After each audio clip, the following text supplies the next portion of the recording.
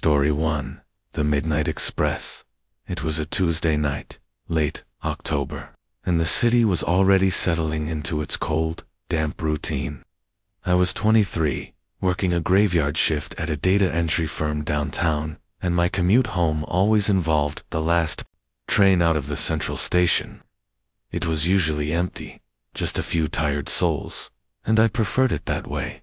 The silence was a welcome change from the fluorescent hum of the office. This particular night, the train pulled into the station at 1:17 a.m., precisely on schedule. I boarded the second-to-last car, my usual spot, and settled into a window seat. The train was, as expected, deserted, or so I thought. As the doors hissed shut, I noticed a figure at the very end of the car, hunched over, almost blending into the shadows. They were wearing a dark, oversized hoodie, and their head was bowed, obscuring their face. I didn't think much of it. Late-night commuters often looked like that. The train began its rhythmic sway, picking up speed. The city lights blurred outside, and I found myself drifting, half asleep. Then, a sound. A soft, almost imperceptible scratching. It was coming from the direction of the hooded figure. I opened my eyes, trying to pinpoint the source. It sounded like fingernails dragging across glass, but softer, more insistent. I dismissed it as the train settling, or perhaps a loose panel. The scratching continued, growing slightly louder, more deliberate. It had a rhythm now, a slow, uneven cadence. I glanced back at the figure. They hadn't moved. Their posture was still the same, a dark silhouette against the faint emergency lighting. A shiver ran down my spine. It was too regular to be random train noise. It was almost a message. I pulled out my phone, pretending to check messages. But really, I was using the screen's reflection to get a better look. The figure was still motionless. The scratching, however, was now accompanied by a faint, guttural hum. It was low, almost a vibration, and it seemed to resonate through the floor of the train car.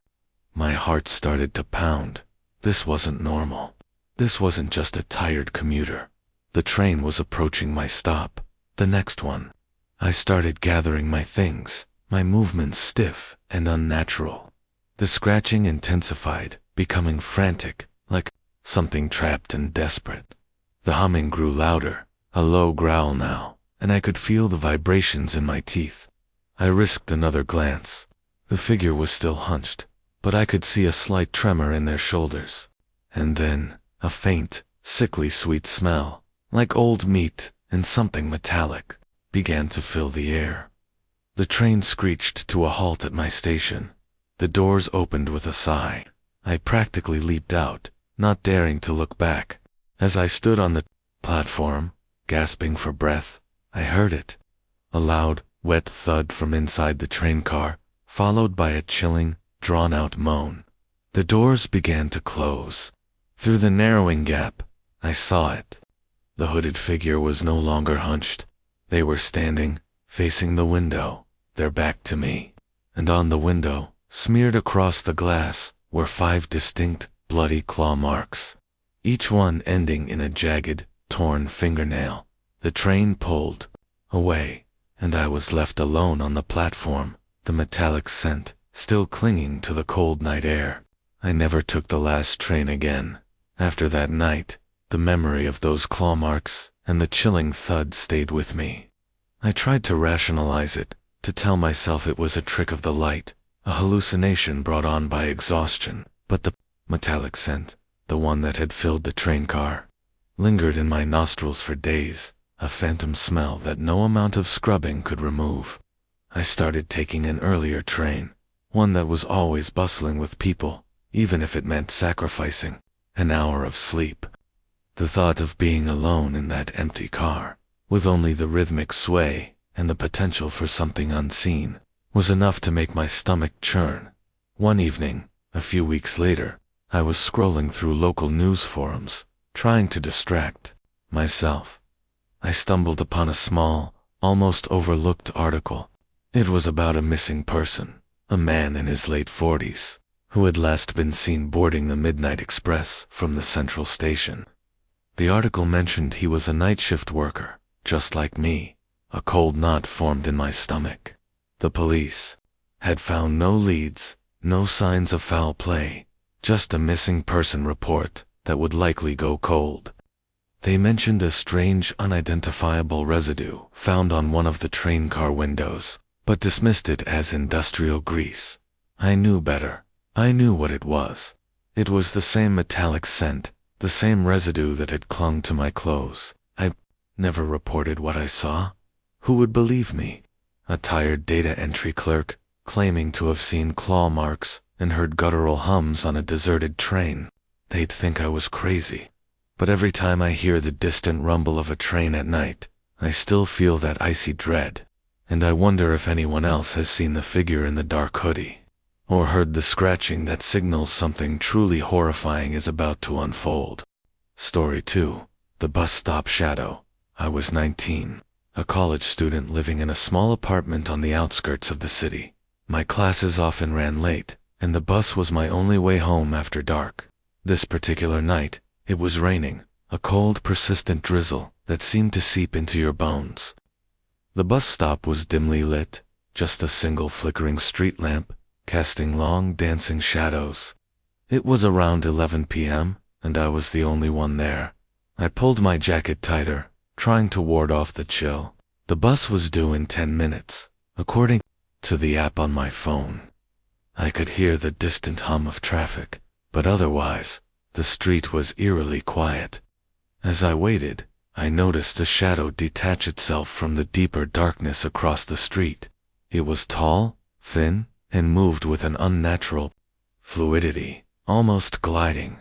It wasn't a person, not exactly. It was too indistinct, too formless. My breath hitched. I told myself it was just the rain, playing tricks with the light, or my tired eyes. But the shadow kept moving, slowly, deliberately, towards my side of the street. It didn't seem to have any discernible features, just a darker patch against the already dark night. It felt like a void, a place where light simply ceased to exist. I fumbled for my phone, my fingers trembling as I tried to unlock it. I wanted to call someone, anyone, but my mind was a blank. The shadow was now directly across from me, on the other side of the road. It stopped, and for a moment, it seemed to grow, stretching upwards, its edges blurring into the rain.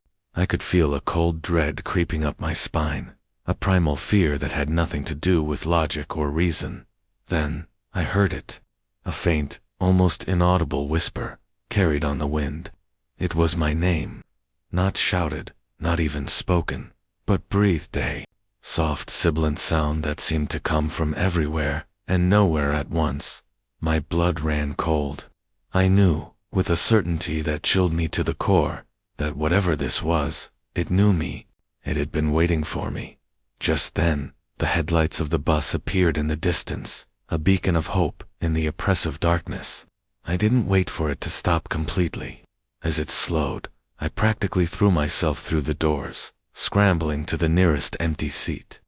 I risked a glance back through the rain-streaked window. The shadow was gone. The street was empty, save for the flickering street lamp and the relentless rain.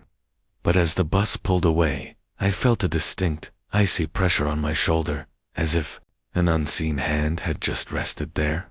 I spent the rest of the ride home huddled in my seat, staring straight ahead, convinced that something had followed me, something that was still very, very close. The encounter at the bus stop left me shaken.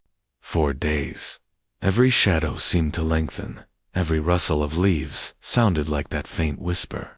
I started avoiding that particular bus stop, opting for a longer walk to a more populated one, even in the rain. I told my roommate about it, trying to make light of it, but the tremor in my voice betrayed my fear. She laughed it off, suggesting I was just overtired and imagining things. But she hadn't felt that icy pressure on her shoulder, hadn't heard her name breathed from the darkness. One evening, a few weeks after the incident, I was walking home from the library. It was still early, the sun just beginning to set, casting long, playful shadows. As I turned onto my street, I saw it again. Not the full, indistinct form, but a ripple in the air, a distortion in the light, just at the edge of my vision. It was standing near the old oak tree at the corner, where the streetlights didn't quite reach. It wasn't moving, just observing. I froze, my heart hammering against my ribs. I wanted to run, to scream, but I couldn't. It felt like I was caught in a spotlight, every move scrutinized. I forced myself to walk, slowly, deliberately, keeping my eyes fixed on the ground. I could feel its presence, a cold, heavy weight pressing down on me. As I passed the tree, I risked a quick glance. It was still there, a darker patch against the fading light, its form still indistinct, but somehow more defined. I could almost make out the suggestion of a head, tilted slightly, as if in curiosity. I hurried the rest of the way home, fumbling with my keys, my hand shaking so badly I could barely get the door open. I slammed it shut behind me, leaning against it, gasping for breath. I knew then that it wasn't a one-time hallucination. It was real, and it was still out there, waiting in the shadows, perhaps for me, perhaps for someone else. The thought still sends a shiver down my spine, every time I see a shadow that's just a little too dark, a little too still. Story 3. The Subway Stare. I'm 28, and I've been taking the subway to work for the past 5 years. It's a necessary evil, a cramped, noisy, and often smelly part of my daily routine. Most days, I zone out, listening to podcasts or reading. But one morning, about 6 months ago, something broke that routine, and it's been haunting me ever since. It was a typical Monday, rush hour. The train was packed, bodies pressed against each other, a symphony of coughs and muttered apologies. I managed to snag a standing spot near the doors, gripping the overhead bar. Across from me, squeezed between a businessman and a student, was a woman. She was unremarkable at first glance, plain clothes, average height, dark hair, pulled back, in a messy bun. But then I noticed her eyes. They were wide, unblinking, and fixed directly on me. I tried to ignore it. People stare on the subway. It happens. I shifted my weight, pretended to be engrossed in the advertisements above the doors. But when I subtly glanced back, her gaze hadn't wavered. It was intense, almost predatory. There was no malice in it, no anger, just an unnerving, unwavering focus. It felt less like she was looking at me, and more like she was looking through me, or perhaps into me. My stop was still several stations away. The train rattled on, the fluorescent lights flickering. The woman's stare began to feel heavy, a physical weight. I could feel the hairs on my arms prickle. I tried to meet her gaze, to break the spell, but her eyes were like black holes, absorbing everything. I started to feel a strange disorientation, a subtle blurring of the edges of my vision. The sounds of the train, the chatter of the passengers, all seemed to recede, replaced by a low hum that seemed to emanate from her. At the next station, a few people exited, and the crowd shifted. I thought about moving, but I felt rooted to the spot, paralyzed by her gaze. Her lips, thin and pale, began to move almost imperceptibly. No sound came out, but I could almost feel the words, a silent whisper, directly into my mind. It wasn't a language I recognized, but the feeling it conveyed was clear, a profound, ancient sorrow, and an insatiable hunger. My stop finally arrived. The doors opened, and I stumbled out, my legs feeling like jelly. I didn't look back. I couldn't. I walked quickly, almost ran, up the stairs, and out into the street, gulping in the fresh, cold air. I told myself it was just a strange woman, a trick of the light, my imagination. But for weeks after, every time I stepped onto the subway, I felt a phantom weight on my shoulders, and the distinct sensation of being watched. And sometimes, in the quiet moments, I still hear that silent whisper. a language of sorrow and hunger, echoing in the back of my mind. That morning on the subway, the woman's stare had left an indelible mark. For days, I felt a phantom pressure on my temples, as if her gaze was still boring into my skull. I tried to shake it off, to convince myself it was just a strange encounter, a product of my overactive imagination. But the memory of her unblinking eyes, and that silent, sorrowful whisper, clung to me like a shroud. I started taking different routes to work, walking further to avoid that particular subway line, even though it added 20 minutes to my commute. The thought of seeing her again, of feeling that profound, ancient hunger directed at me, was unbearable. One afternoon, a few weeks later, I was in a crowded coffee shop, trying to focus on a report. The low hum of conversation, the clatter of cups, it was all a comforting normalcy. Then, I felt it. That familiar, unsettling sensation of being watched. My heart leaped into my throat. I slowly, cautiously, raised my head. And there she was, sitting at a small table by the window, sipping a latte, her eyes fixed on me. She was dressed differently, in a bright red coat, but there was no mistaking those eyes. They were still wide, still unblinking, still black holes that seemed to swallow the light. This time, I didn't hesitate. I grabbed my bag, spilling some of my coffee in the process, and practically ran out of the shop. I didn't look back. I just kept walking, my pace quickening with every step, until I was several blocks away. I ducked into a small bookstore, pretending to browse, my breath coming in ragged gasps. I stayed there for an hour, hiding among the shelves, before finally venturing out. I never saw her again, not in person. But sometimes, when I'm alone in a quiet room, I still feel that intense, unwavering gaze, and I hear that silent, sorrowful whisper, a language of profound sadness and insatiable hunger, echoing in the deepest corners of my mind. It's a reminder that some things, once seen, can never be unseen, and some connections, once made, can never be truly broken. Story 4. The Ghost in the Taxi. It was a torrential downpour, the kind where the rain comes down in sheets, and the city lights blur into a watery haze. I was out late, celebrating a friend's birthday, and after a few too many drinks, I decided to take a taxi home instead of braving the bus. It was past 2 a.m., and finding a cab was proving difficult.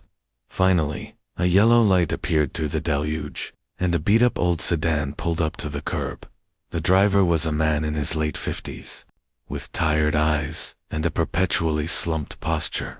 The interior of the car smelled faintly of stale cigarettes and something metallic, like old coins. I gave him my address, and we set off, the wipers struggling against the onslaught of rain.